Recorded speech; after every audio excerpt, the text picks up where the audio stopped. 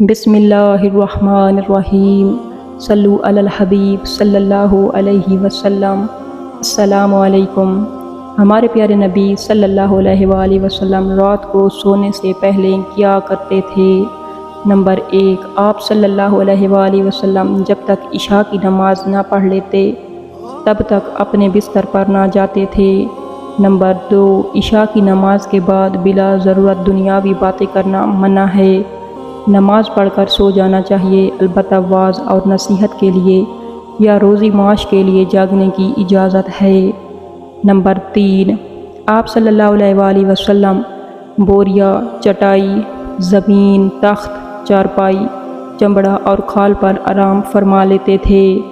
Number 4، آپ صلی اللہ علیہ وآلہ وسلم سونے سے پہلے وضو کرنے کے عادی تھے۔ نمبر 5، آپ صلی اللہ علیہ وآلہ وسلم سونے سے پہلے مسواک فرماتے تھے۔ نمبر 6، آپ صلی اللہ علیہ وآلہ وسلم نے فرمایا کہ جو شخص پاک ہونے کی صورت میں باوضو اپنے بستر پر لیٹا اور نیند آنے تک اللہ تعالیٰ کو یاد کرتا رہا، اسے اللہ تعالیٰ بھلائی عطا کریں گے۔ نمبر 7، آپ صلی اللہ علیہ وآلہ وسلم سونے سے پہلے دوسرے کپڑے کی تہ بند باندھتے اور کرتا اتار کر ٹانگ دیتے تھے اور پھر آرام فرمانے سے پہلے بستر کو جھاڑ لیتے تھے۔ نمبر 8، آپ صلی اللہ علیہ وآلہ وسلم کے سرہانے ایک سرما دانی رکھی ہوتی اور ہر رات سوتے وقت سرما لگاتے۔ آپ صلی اللہ علیہ وآلہ وسلم جب سرما لگاتے تو ہر آنکھ میں 3 مرتبہ سلائی لگاتے۔ نمبر 9، وضو کا پانی اور مسواک پہلے سے تیار کرنا سنت ہے۔